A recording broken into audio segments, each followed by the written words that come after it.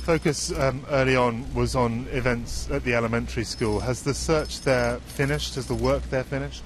The majority of it has. Now, I know that there were some casualties, some fatal events that happened in that building, and we were moving some of those. In fact, that's one of the reasons that we had to move the press this morning, was to remove some of those bodies and get them down to the medical examiner's office.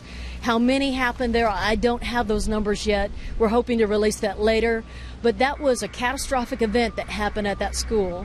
The children that sought shelter there at the direction of their teachers and faculty, they did so with the hope and with the belief that they were going to be safe. And it's heartbreaking that they weren't.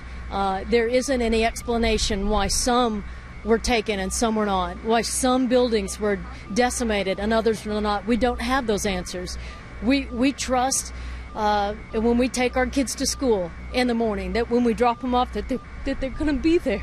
And it's heartbreaking when they're not. And I don't have the answer. We trust that God watches over our families. And we have to hope that when we come home at the end of the day, that our house is going to be there. And you know, we live in Tornado Alley. We accept that. Oklahoma is a wonderful place to live. But any place that you live, there's dangers, whether it's earthquakes, whether it's tornadoes, whether it's hurricanes. You know, and we accept those dangers for what they are, and we take the necessary precautions. We try, but we don't always succeed. And yesterday, we didn't succeed.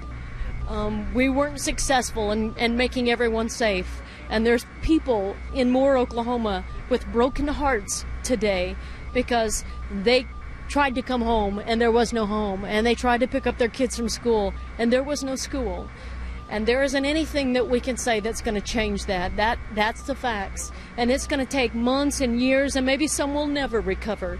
Our hearts are broken for them.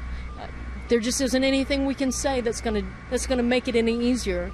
But we're here. We want to be here for the families. We want to be here for the victims. We want to do whatever we can to help them regain some sense of normalcy.